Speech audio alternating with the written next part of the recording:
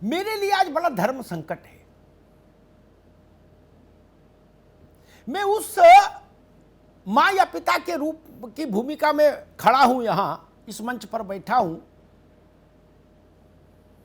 जिसका एक पुत्र प्रसन्न है, दूसरा उदास है। बाप क्या करे, उदासी मनाए या प्रसन्नता मनाए? जो उदास है उसकी आंख के नीचे अपनी हथेली रखे, या जो प्रसन्न है उसको लड्डू खिलाए? बड़ी असहज स्थिति है। इसलिए आज मैं ये प्रसंग लेके आया। मैं एक सुझाव रखता हूं मनोज भाई, ये सुझाव मैंने दिनेश जी को भी दिया था।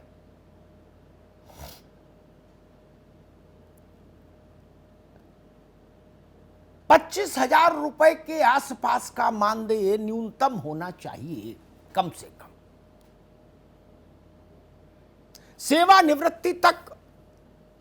सेवानिवृत्ति की आयु तक वह इनको सुरक्षित मिलता रहेगा, इसकी गारंटी हो सकती है।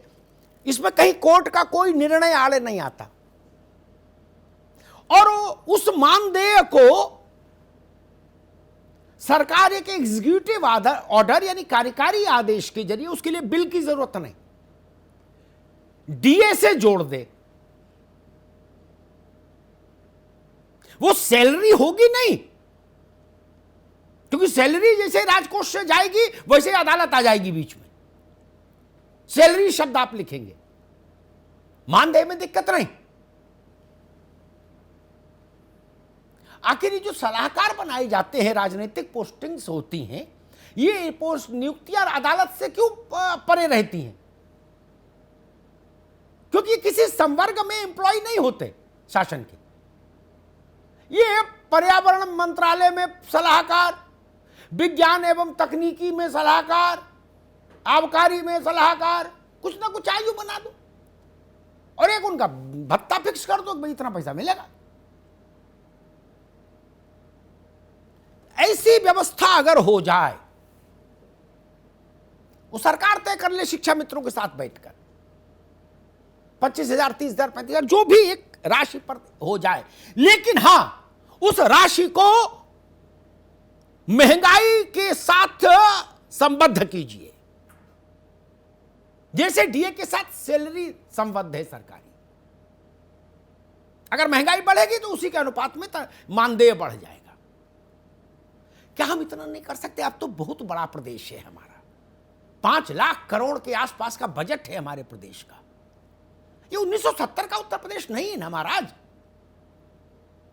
बड़ा प्रदेश है, हम समर्थ हैं। अब वो दारिद्र का युग चला गया।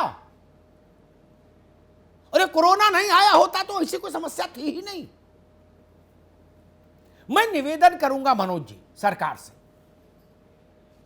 इस मंच से,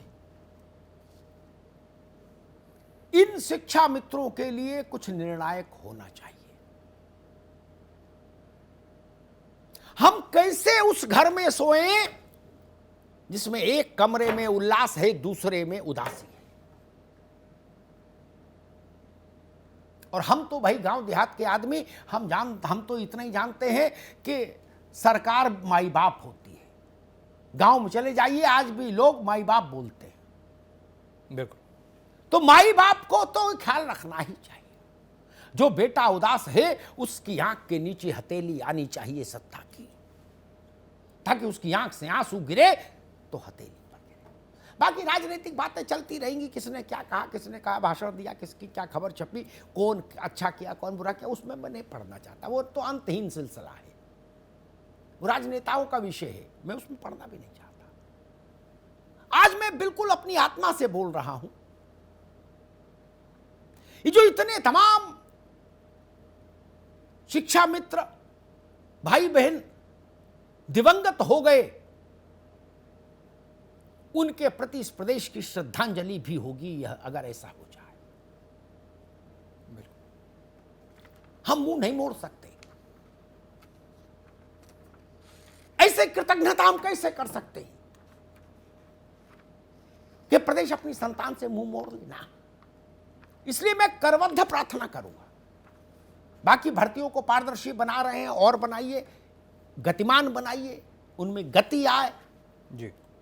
नौजवानों को अच्छे से नौकरी मिले, योग्य लोग नौकरी में आए, सारी बातें अच्छी। मेरी शुभकामनाएं प्रदेश सरकार को। एक विनती मेरी स्वीकार करिए, शिक्षा मित्रों के लिए कुछ निर्णायक करिए, जिससे उनको सम्मान मिले, वो जीवन ठीक से जी पाए, अपने परिवार का भरण पोषण कर पाए सम्मान के साथ। अदालतों के फैसलों को छोड़ दीजिए, इस बात में तो कोई इनकार नहीं कर सकता कि किसी 18-20 साल दिए हैं इन लोगों ने, बिल्कुल। प्राइमरी स्कूल के ताले खोले हैं इन्होंने जाकर। नहीं, मास्टर कहां थे? कल्याण सिंह जी के समय में जब ये भर्ती शुरू हुई तो इसीलिए हुई, मास्टर थे ही नहीं। तो जब इतना जीवन खपा दिया इन्होंने, अपनी जवानी दे दी उस पेशे में, तो अब हमारी जिम्मेदारी है कि हम इनसे कहें कि जीवन के उत्तरार्ध में आप मन छोटा मत करिए। उत्तर प्रदेश आपके साथ है। धन्यवाद।